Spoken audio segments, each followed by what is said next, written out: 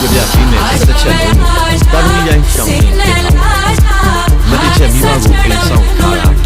မနစ်ကမိဘကဝိရှော့ဖို့ပြရတော့မိဘကတာသမီပြန်လာရင်ချန်နယ်ကို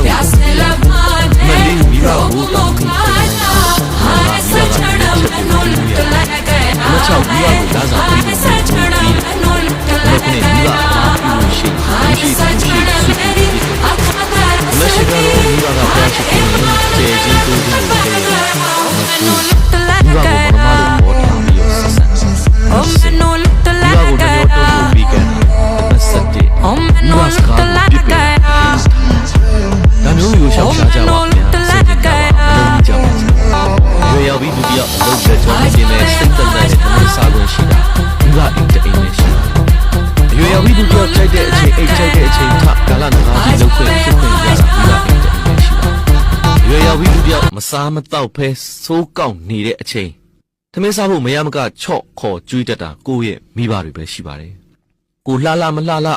ကိုလူစင်မိမိမမိမိကိုကောင်းကောင်းမကောင်းကောင်းကိုတော်တော်မတော်တော်ကိုပေါ်မေတ္တာစေတနာမပြတ်တာလဲအနန္တကျေးဇူးရှင်မိဘနှစ်ပါးပါပဲခင်ဗျာ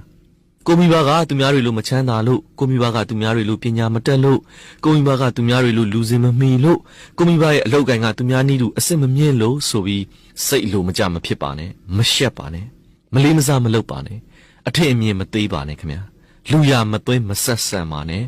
ကျေးဇူးမကမ်းလိုက်ပါနဲ့ခင်ဗျာ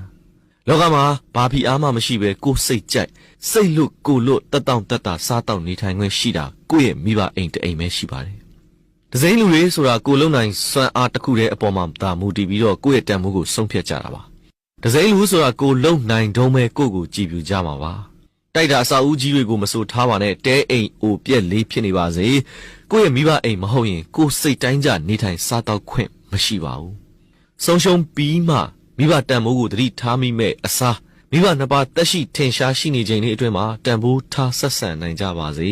မိဘရဲ့ကျေးဇူးကိုဆက်နိုင်ကြပါစေခင်ဗျာ